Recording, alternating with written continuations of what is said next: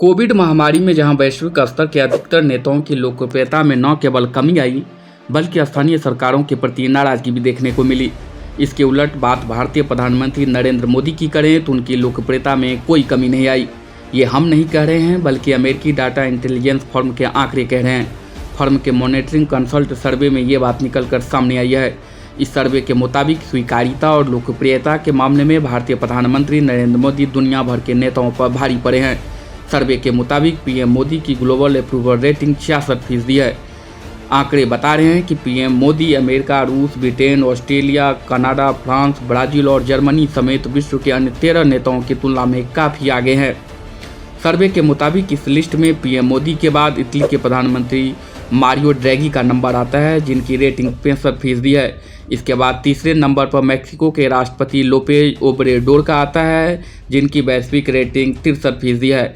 इसके बाद ऑस्ट्रेलिया के पीएम स्कॉट मॉरिसन की रेटिंग 54%, जर्मनी के चांसलर एंजेला मार्केल की रेटिंग 53% है। लेकिन सबसे चौंकाने वाली रेटिंग अमेरिकी राष्ट्रपति जो बाइडेन की है, जिनकी रेटिंग मात्र 53% है। इस सर्वे में भारत से 2126 वयस्कों के सैंपल साइज लिया गया था।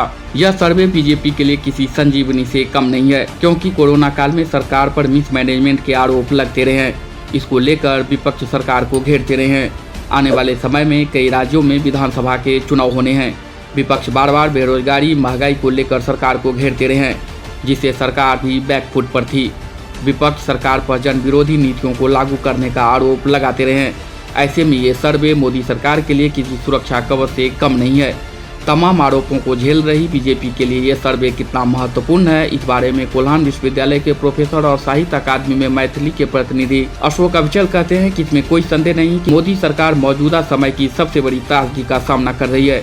ऐसे में कुछ कमियां हो सकती है, जिससे लोगों के बीच नाराजगी होना भी स्वाभाविक है। मसलन की महंगाई और बेरोजगारी को पाटने में सरकार विफल रही है। बावजूद सरकार कई मोर्चों पर अच्छा काम कर रही है, जिसको लेकर जनता में एक संतोष का भाव जरूर है।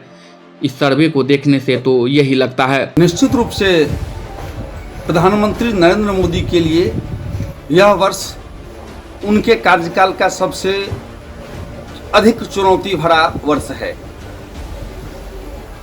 कई मोर्चों पर बहुत अच्छा काम करने के बावजूद बेरोजगारी के मुद्दे पर वे बहुत ज़्यादा सफल नहीं हुए हैं। महंगाई बढ़ती जा रही है। डीए भी सेंट्रल और राज्य सरकारों के कर्मचारियों को नहीं मिल पाया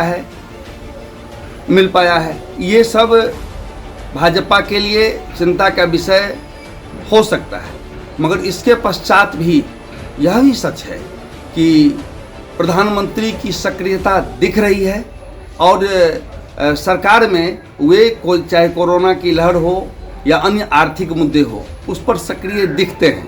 बहुत सारा ऐसा मुद्दा है, अगर वे बेरोजगारी के मुद्दे पर असफल रहे हैं, आर्थिक मुद्दे पर तत्काल जो वैश्विक स्तर पर मंदी है और वह मंदी भारत में भी है, उससे निजात पाने में सफल नहीं हुए हैं। पेट्रोल की दाम बढ़ी है, महंगाई बढ़ी है, तो उसके साथ ही विकास के अन्य कार्य रक्षा क्षेत्र में और चीन के साथ जो एक चलता रहा था, वहाँ वे असफल रहे हैं, वहाँ वे बहुत ज़्यादा सफल रहे हैं।